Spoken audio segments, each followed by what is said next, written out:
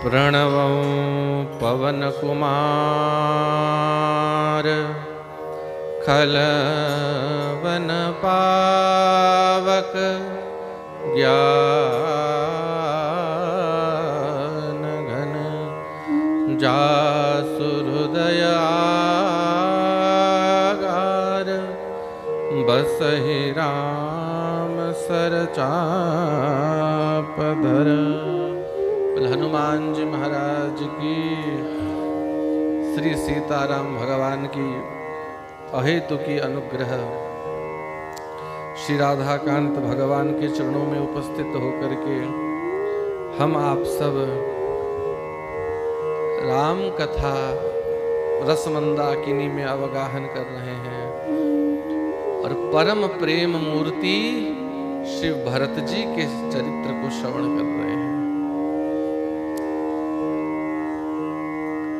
विगत प्रसंग में हम श्रवण कर रहे थे जनक जी का आगमन, मिथिलापति विदेह राज महाराज जनक का आगमन चित्रकूट में हुआ है।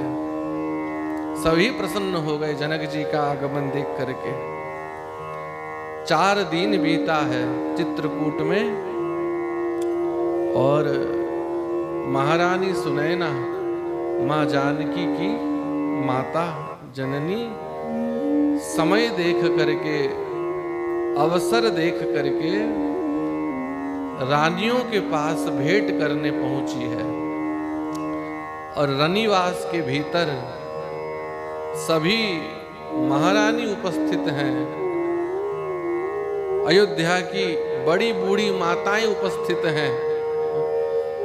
गुरु माता अरुंधति, महासती अरुंधति भी वहां विराजमान है और अत्रि मुनि चित्रकूट में वास करते हैं।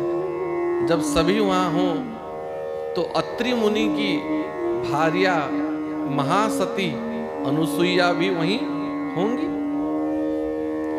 तो सभी देवियां वहां उपस्थित हैं, कोई पुरुष नहीं है और सभी माताओं के बीच यह सभा बैठी है। ये जो सभा की चर्चा चल रही है ये माताओं की सभा है।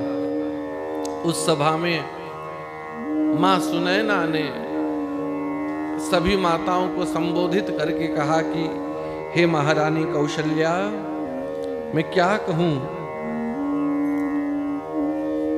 अयोध्या में जो घट गया ये ऐसे हुआ मानो दूध के फेन को फोड़ने के लिए वज्र की आवश्यकता पड़ गई। वज्र का प्रयोग हो गया दूध के फेन को तोड़ने के लिए। जो पय फेन फोर पबी टाकी, पबी माने वज्र। तो जब वज्र का प्रयोग हुआ है दूध के फेन को फोड़ने के लिए, दूध तो नहीं बचेगा। तो जिस बर्तन में दूध रखा था क्या वह बर्तन बचेगा? बर्तन भी नहीं बचेगा, बर्तन भी फूट जाएगा।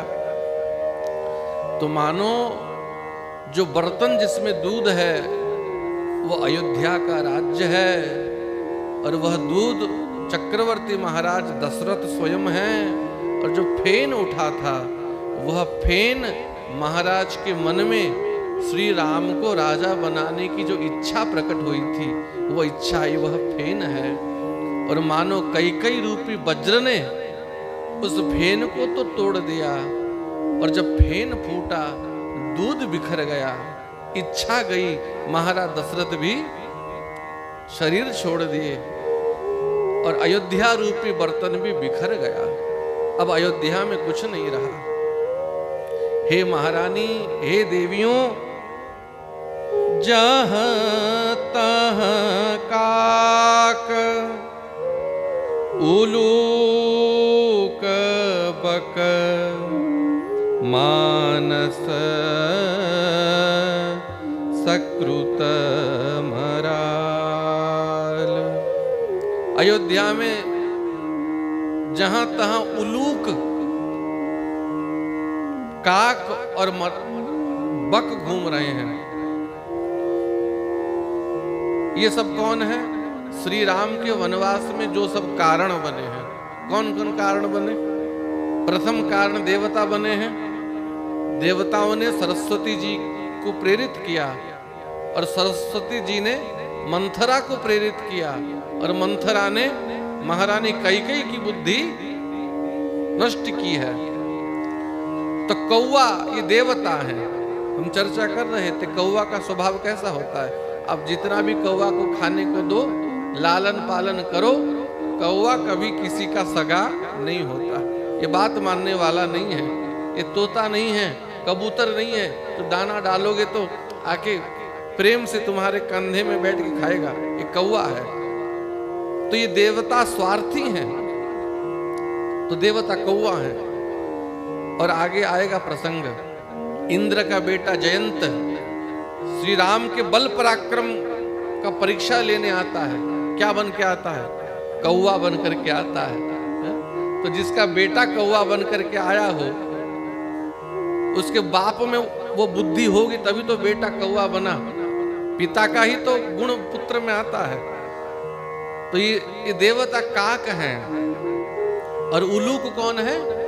उल्लूक मंथरा है। जैसे उल्लू को सूर्य का प्रकाश नहीं दिखता, दिन का प्रकाश नहीं दिखता, रात्रि का अंधकार दिखता है, ऐसे कुछ लोग ऐसे होते हैं जिनको बढ़िया से बढ़िया व्यक्ति से मिलवा दो, उसको उनके भीतर कोई सद्गुण दिखेगा नहीं, केवल दुर्गुण दिखेगा, बदगुण दिखेगा। बढ़िया से बढ़िया घर बनाओ, कोई त्रुटि नहीं है। किसी व्यक्ति को बुलाओ, बोले ये घर देखो कैसा है, सब बढ़िया है, पर यहाँ दरवाजे का कलर थोड़ा ठीक नहीं हुआ। ये कहीं ना कहीं ये लोग दुर्गुण निकाल ही देंगे। तो जिनको कहीं सद्गुण नहीं दिखता, केवल दुर्गुण दिखता है, वह व्यक्ति उल्लू के जैसे है। और ये मंथरा है।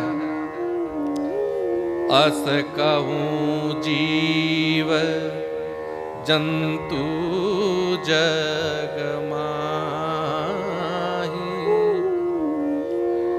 जो रघुनाथ प्राण प्रिय नाही। इस संसार में ऐसा कौन जीव है जिनको श्री राम प्रिय नहीं है? जहां सभी को राम प्रिय हैं, इस मंथरा को राम जी के भीतर भी दोष दिखाई दिया। इसने श्री राम के प्रति दोष बुद्धि रखा, इसीलिए मंथरा ही उल्लू है। और बक कौन है? ये महारानी कैकेयी है। जैसे बगुला का ध्यान समाधि सब मछली के भक्षण करने के लिए होता है, ये नकली समाधि, ऐसे ही जो कैकेयी भरत से ज्यादा प्रेम राम से करती थी, कहती थी मेरा पुत्र राम है, भरत मेरा पुत्र नहीं है, जब स्वार्थ के ऊपर बनाई तो उसी कैकेयी ने बगुले जैसा गुण दिखाया और राम को वनवास दे दिया। अपने पुत्र भरत को राजा बनाना चाहा। और इस अयोध्या में एक मराल भी है, मानस सकृत मराला। मराल माने हंस। यहाँ हंस कौन है? शंकर मानस मराल, जो भगवान शिव के मन के हंस हैं, श्री राम ही हंस हैं। तो महारानी सुनैना की बात सुनकर के श्री लक्ष्मण जी की जननी माता सुमित्रा बोल उठी कि हे महारानी सुनैना, आप कहते हैं कि विधाता की गति वक्र है, सिय मातु कह विधि बुद्धि मां की। विधाता की गति टेढ़ी मेढ़ी है, सीधी नहीं है। पर मैं कहती हूं सुनी ससोच कह दे सुमित्रा विधि गति बड़ी विपरीत विचित्रा। क्या कहा? विधि गति बड़ी विपरीत विचित्रा। मां सुनैना ने कहा विधाता की गति टेढ़ी है, और मां सुमित्रा ने कहा विधाता की गति विपरीत है, उल्टी है और विचित्र है, बड़ा विचित्र है विधाता की गति। कैसे? ये विधाता जो सृजी पालई हरई बहोरी बाल केल सम विधि मति भोरी। जैसे छोटे बच्चे समुद्र किनारे रेत में घर बनाते हैं, मिट्टी में घर बनाते हैं, और घर बनाने के बाद उसमें खेलते हैं, और खेलने के बाद खुद तोड़ देते हैं। जैसे बालक का स्वभाव है, ऐसे ही विधाता का ही स्वभाव है। विधि गति बड़ी विपरीत विचित्रा। विधाता ने संसार को बनाया, फिर उसका पालन किया, हरई बहोरी, फिर संसार का संहार कर दिया। तो जब संहार ही करना था तो बनाए क्यों? तो मानो ब्रह्मा जी ने कहा कि महारानी सुमित्रा, आप मुझे क्यों दोष दे रही हो? मेरा काम तो केवल सृजन करना है, पालन करना और संहार करना ये विधाता ब्रह्मा का काम नहीं है।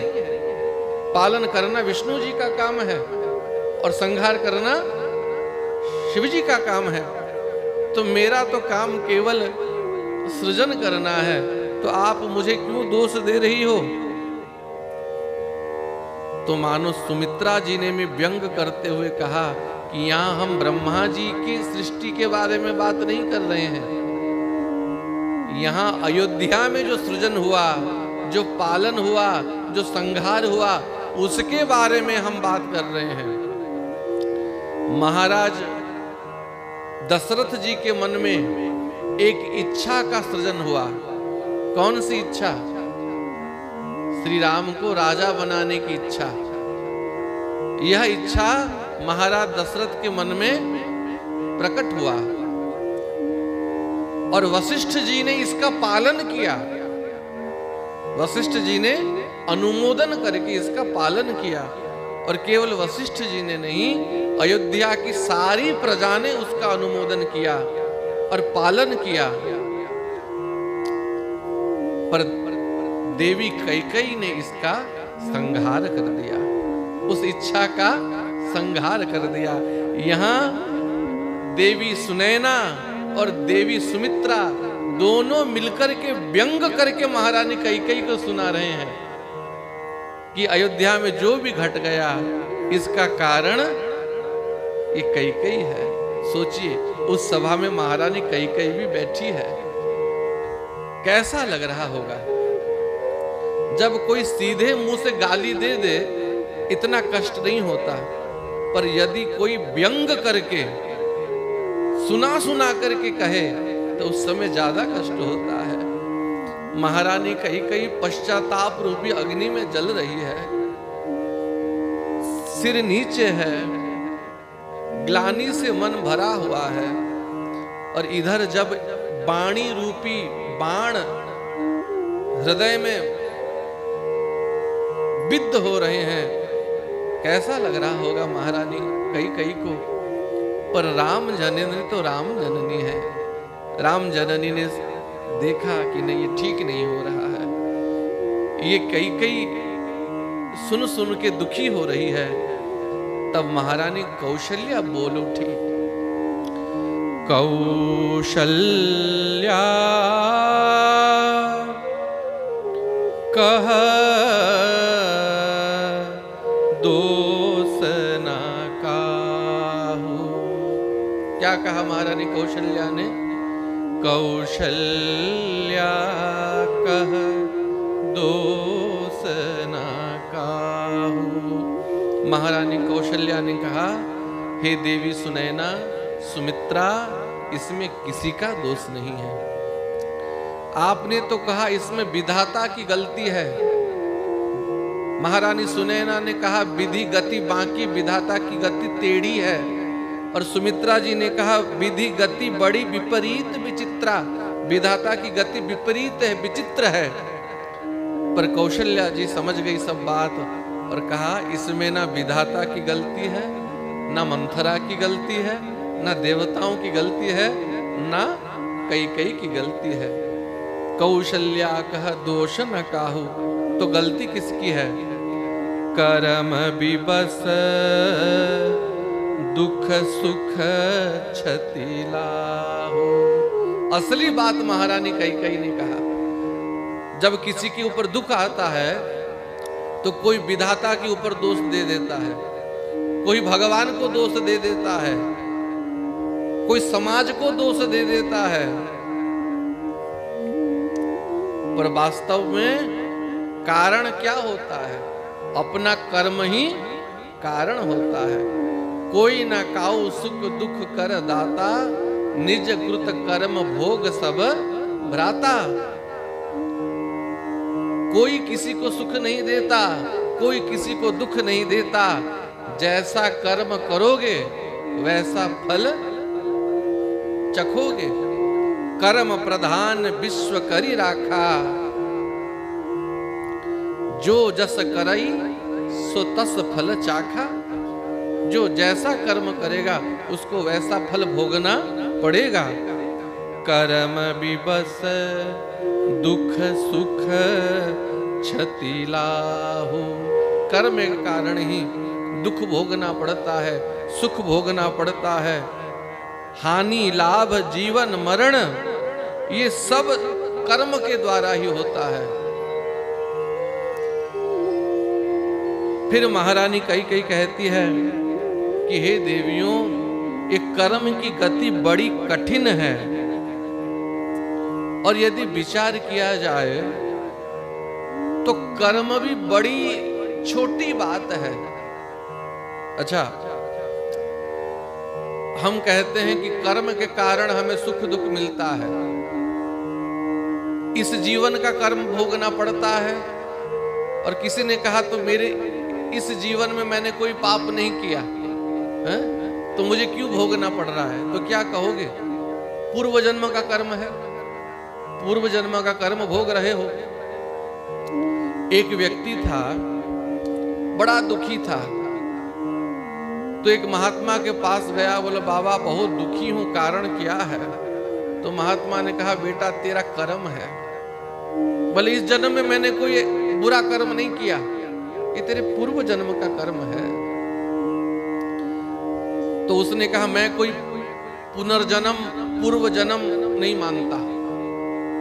तुम मानो कि ना मानो, पूर्व जन्म तो है। स्वयं भगवान गीता में क्या कहते हैं? जातस्य ही ध्रुवम मृत्यु ध्रुवम जन्म मृतस्य च। जिसका जन्म हुआ है मृत्यु सुनिश्चित है, और जो मरेगा उसका फिर जन्म होगा। जगत गुरु शंकराचार्य कहते हैं पुनरपि जननम पुनरपि मरणम पुनरपि जननी जठरे शयनम। सभी आचार्य मानते हैं जन्म हुआ है तो मृत्यु है, और मृत्यु है तो फिर जन्म है। तो इसने कहा मैं कोई पुनर्जन्म नहीं मानता।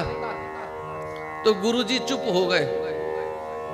कहीं कहीं गुरु के चेले इतने तगड़े होते हैं तो गुरुजी के पास समाधान करने के लिए जाना नहीं पड़ता, चेले ही समाधान कर देते हैं। उनकी गुरुजी के पास भी एक ऐसा चेला था। चेला ने कहा गुरुजी इसको मेरे पास भेजिए, मैं इसका समाधान कर दूंगा। चेला जी बोले क्यों जी, आप पुनर्जन्म नहीं मानते? नहीं मानता। अगर पुनर्जन्म है तो तुम मानते हो? गुरुजी के शिष्य ने कहा हम मानते हैं पुनर्जन्म है। अच्छा तो बताओ तुम पुनर्जन्म में क्या थे, पहले जन्म में क्या थे? ये भगवान की कृपा है। कि जीव उसका पूर्व जन्म भूल जाता है। अच्छा, यदि पूर्व जन्म याद आ जाए तो हम कहीं जाते हैं बाहर, समय हो जाता है, चलो चलो चलो जल्दी घर चलो, लेट हो गया जल्दी घर चलो। यदि पहले जन्म का भी घर याद आ जाए तो कहाँ जाओगे? इस जन्म वाले घर में जाओगे कि पहले जन्म वाले घर में जाओगे? अरे इस जन्म में जितने जितने व्यक्ति हमें याद हैं उनके लिए कम दुखी हो, जो पहले जन्म के भी और याद रह जाएंगे तो और दुखी हो जाओगे। इसीलिए भगवान की कृपा है कि पहला जन्म जीव भूल जाता है, इसी जन्म को संभाल लो तो काफी है, पूर्व जन्म क्या संभालोगे? तो गुरु के शिष्य से उस व्यक्ति ने कहा, बताओ तुम क्या थे पूर्व जन्म में? तो उसने भी कह दिया, मैं तुम्हारा बाप था। क्या कहा? मैं तुम्हारा बाप था। तो सुन के व्यक्ति खींच गया, नहीं नहीं ऐसा नहीं हो सकता, नहीं हो सकता। तो तुम बताओ तुम क्या थे? तुम मेरे बाप नहीं, मैं तुम्हारा बाप था। तो चेले जी ने कहा, चलो बने रहो बाप, पर माने तो सही कि पुनर्जन्म है। तुम पुनर्जन्म में तो कुछ थे, मान तो गए हैं, किसी बहाने मान तो गए। तो इस जन्म का भोगना पड़ता है, पहले जन्म का भोगना पड़ता है। अच्छा, स्वप्न देखते हैं हम सब। स्वप्न में एक्सीडेंट हो गया, हाथ पैर टूट गया, तो क्या कहोगे? ये किस कर्म का फल है? और स्वप्न में राजा बन गए, महल मिल गया, तो क्या कहोगे? किस पुण्य का फल है? यहां भगवान शंकर माता पार्वती से कहती हैं, हे उमा, हे पार्वती, उमा कहूं सुन अनुभव अपना, सत हरि भजन जगत सब सपना। स्वयं भूत भावन महादेव कहते हैं, सारा जगत स्वप्न है, केवल भगवान और भगवान का भजन ही सत्य है। शेष अवतार लक्ष्मण जी कहते हैं निषाद राज से, मोह निशा सब सोवनहारा, देखो स्वप्न अनेक प्रकारा। तो जैसे स्वप्न में गिर जाने से ये किसी पाप का फल नहीं है, स्वप्न में राजा बन जाओ ये किसी पुण्य का फल नहीं है, ऐसे जगत ही स्वप्न है भाई। कौन सा पाप कौन सा पुण्य, ये सब भगवान की लीला है, ये सब भगवान की माया है।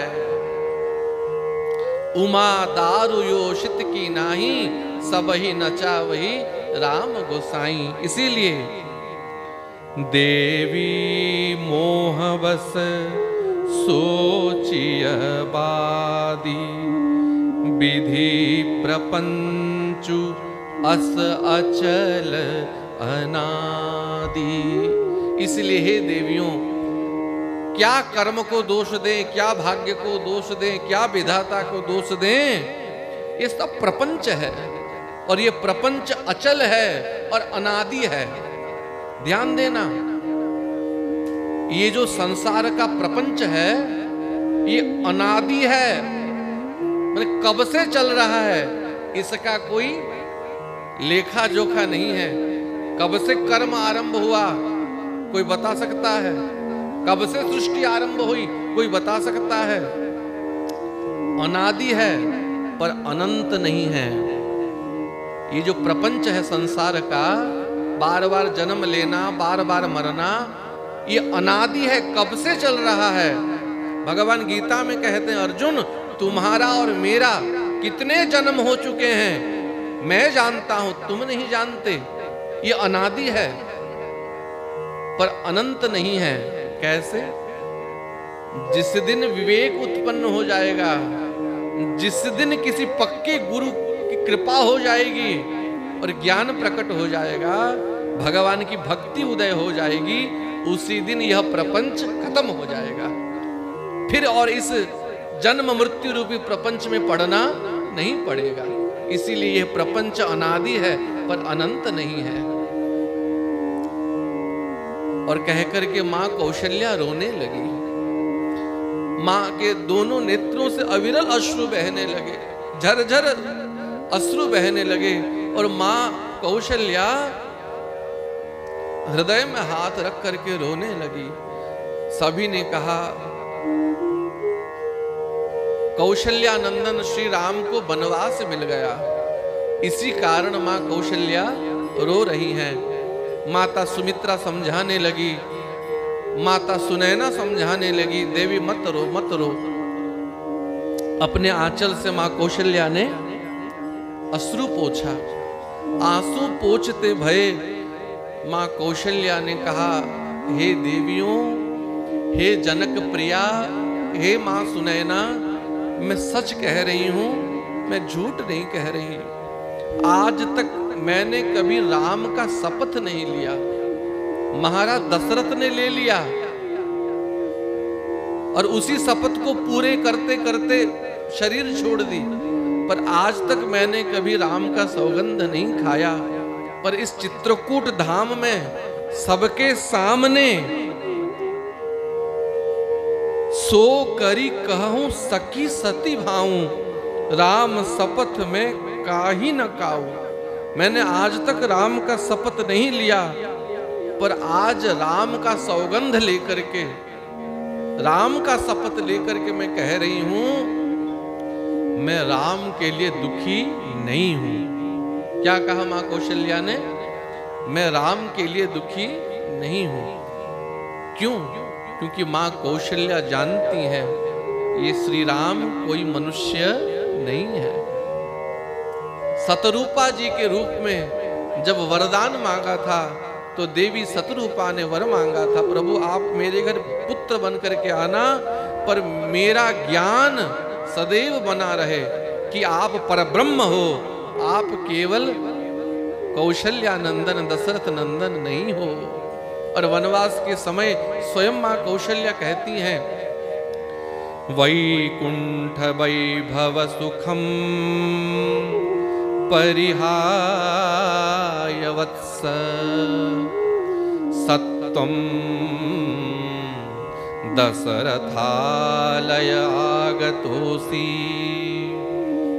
तत्रापि कैकेयी नरेन्द्र सुता विहाय, मां पापिनीं कतमहो जननीं मकासी। हे राम, मैं जानती हूं आप कौन हो। उस वैकुंठ के महावैभव को छोड़ करके हे वत्सः परिहाय सत्वं दशरथालय आगतोऽसि, आपने दशरथ नंदन के रूप में अयोध्या में अवतार लिया है। पर हे राम, यदि अवतार लेना था, माम पापिनी कथम हो जननी मकासी, इस पापिनी कौशल्या के गर्भ से आपने क्यों जन्म लिया? जन्म लेना था तो कैकेयी नंदिनी, कैकेयी के गर्भ से आप जन्म होते, और कैकेयी के गर्भ से आपका अवतार होता, जन्म होता, तो आज आप राजा बनते। इस पापिनी के गर्भ से आपका जन्म हुआ है, इसलिए आज आपको 14 वर्ष वनवास जाना पड़ रहा है। इसलिए मां कौशल्या जानती है कि श्री राम कौन है। मां कौशल्या कहती है, हे देवी सुनैना, श्री राम वन में रहें चाहे भवन में रहें, अयोध्या में रहें, ये राम की इच्छा है। मुझे राम के लिए कोई चिंता नहीं है, मुझे राम के लिए कोई शोक नहीं है। लखनु राम सिय जाऊ बन, भल परिणाम न पूछू। लक्ष्मण, सिया और राम ये वन में रहें कि अयोध्या में रहें, इसमें मुझे कोई चिंता नहीं है। तो आप क्यों रो रही हैं? आपको चिंता किस बात की है? धन्य हो श्री राम जननी। राम माता कौशल्या कहती हैं, हे देवी सुनैना, मोहि भरत कर सोचो। मुझे अगर चिंता किसी की है तो भरत की चिंता है, मुझे राम की चिंता नहीं है। राम के विरह में भरत को कुछ हो ना जाए। भरत की दशा, भरत का दुख, भरत का विरह मुझसे देखा नहीं जाता। हे देवी सुनैना, जिस समय महाराज थे, महाराज दशरथ जीवित थे और आनंद से जब महाराज शयन करते थे और मैं चरण में बैठ करके महाराज की चरण सेवा करती थी, तो उस समय एकांत में चक्रवर्ती महाराज दशरथ मुझसे कहा करते थे, जानती हो कौशल्या, इस सूर्य वंश का कुलदीपक कौन है? तो महारानी कौशल्या कहती थी, श्री राम ही सूर्य वंश का कुलदीपक है। पर महाराज कहते थे, कौशल्या, राम सूर्य वंश का दीपक नहीं है। राम कौन है? रघुवंश मणि। राम रघुवंश का मणि है। पर इस सूर्य वंश का कुल दीपक, जिसके कारण सूर्य वंश का जस बढ़ेगा, इस सूर्य वंश का कुल दीपक भरत है। जानहु सदा भरत कुल दीपा, बार बार मोहि कहेउ महीपा। और एक बार नहीं कहते थे महाराज दशरथ, बार बार मोहि कहेउ महीपा। मुझे बार बार महाराज दशरथ कहते थे कि राम तो सूर्य वंश का मणि है, पर इस सूर्य वंश का दीपक जानहु सदा भरत कुल दीपा। इस सूर्य वंश का दीपक भरत है। हे महारानी सुनैना, चक्रवर्ती महाराज दशरथ इस सूर्य वंश के सूर्य थे और उनके जाने पर सूर्य वंश का सूर्य अस्त हो गया। और सूर्य के अस्त होने के बाद अंधकार व्याप्त हो जाती है ना? अंधकार नहीं रहती। तो जब अंधकार हो जाती है, सूर्य नहीं रहते, तो मणि के दीप में सबको प्रकाश मिल जाता है, क्योंकि मणि का प्रकाश स्वयं प्रकाशित होता है, कभी बुझता नहीं है। सूर्य वंश के सूर्य तो अस्त हो गए, महाराज के सहित अस्त हो गया, और जो रघुवंश मणि श्री राम है वो तो वन में चले गए। अब जो अंधकार व्याप्त है, उस अंधकार में एक ही आशा है, वो कौन है? भरत रूपी दिया, भरत रूपी दीपक। इस भरत रूपी दीपक के कारण ही हम सब को दिख रहा है। पर यदि राम विरह रूपी समीर इतना प्रबल हो जाए और राम विरह रूपी वायु के वेग से भरत रूपी दीपक बुझ जाएगा, तो इस अयोध्या में कुछ नहीं बचेगा महारानी। इसलिए मुझे एक ही चिंता है, कहीं राम के विरह रूपी समीर से भरत रूपी दीपक बुझ ना जाए, भरत का कुछ अनिष्ट न हो जाए। इसीलिए हे महारानी सुनैना, मैं आपसे हाथ जोड़ के विनती करती हूँ, अब एक ही आशा है, महाराज जनक यहाँ आए हैं और आप उनकी प्रिया हैं। यदि एकांत में कभी अवसर मिल जाए तो आप महाराज जनक से प्रार्थना कीजिए कि लक्ष्मण के जगह श्री राम भरत को अपने पास रख ले। वो चाहे वन में रहे, मुझे कोई चिंता नहीं है, पर भरत की दशा मुझसे देखी नहीं जाती। भरत को राम अपने पास रख ले और लक्ष्मण वापस अयोध्या चले जाए। अगर महाराज जनक आज्ञा देंगे तो राम मना नहीं कर पाएगा। आप सोचिए, उस सभा में महारानी कैकेयी भी बैठी है। क्या बीत रही होगी महारानी कैकेयी के ऊपर। नीचे सिर किए अपने नाखूनों से भूमि में रेखा खींच रही हैं, लज्जा के मारे दृष्टि सामने नहीं कर पा रही हैं। एक मैं हूं जिसने इस कौशल्या के पुत्र को वन में भेज दिया, और ये एक कौशल्या है जो मेरे भरत के लिए चिंता कर रही है कि मेरे पुत्र को कुछ हो ना जाए। ग्लानि संकोच के कारण महारानी कैकेयी दृष्टि ऊपर नहीं कर पा रही हैं। उस समय सबने महारानी कौशल्या को साधु साधु कहा। सुनी सुरसरी सम पावनी बानी, भई सनेह बिकल सबरानी। सुरसरी माने गंगा। गंगा के समान महारानी कौशल्या के पवित्र वचनों को सुन करके सभी रानियां व्याकुल होने लगी। नभ प्रसून झरी धन्य धन्य धुनी। देवताओं ने आकाश से पुष्पों की वृष्टि की है। धन्य हो महारानी कौशल्या, धन्य हो महारानी कौशल्या। राम जननी जैसी आज तक ना कोई भई है, ना कोई आगे बनेगी। महारानी कौशल्या कहती हैं, हे देवियों, मैं भरत का स्वभाव जानती हूं। गूढ़ स्नेह भरत मन माही।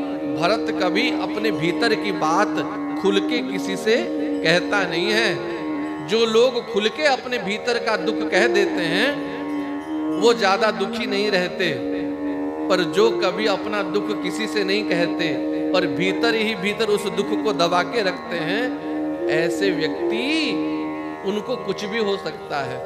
ब्रेन स्ट्रोक हो सकता है, हार्ट फेल हो सकता है, बीपी हाई हो सकता है कि नहीं?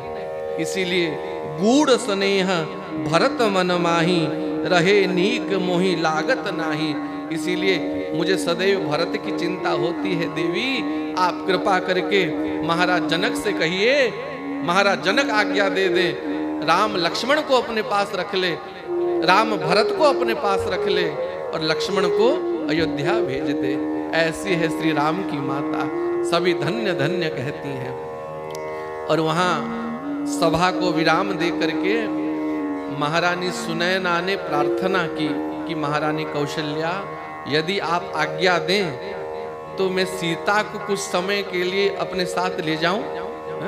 देखो ये संस्कार है, ये माँ है जानकी की, चाहती तो बिना आज्ञा के जानकी को साथ में ले जाती कि नहीं, पर मेरी पुत्री की सास यहाँ विराजमान है और इनकी आज्ञा के बिना जानकी को ले जाना उचित नहीं होगा, इसलिए प्रार्थना की है, हे देवी, हे महारानी कौशल्या, आप यदि अनुमति दें तो मैं सीता को कुछ समय के लिए अपने साथ ले जाऊं। महाराज जनक से भेंट हो जाएगा, अन्य मिथिलावासी भी हैं, उनके साथ भेंट हो जाएगा। महारानी ने कहा, देवी, इसमें पूछने की क्या बात है, आपकी पुत्री है, ले जाओ। कह करके माँ जानकी को विदा की है और माँ सुनैना माँ जानकी को लेकर के महाराज जनक के पास आए हैं। और जब महाराज जनक ने अपनी पुत्री को तपस्विनी वेश में देखा, कैसा लगा होगा, ये कल श्रवण करेंगे। बोलो रामचंद्र भगवान की।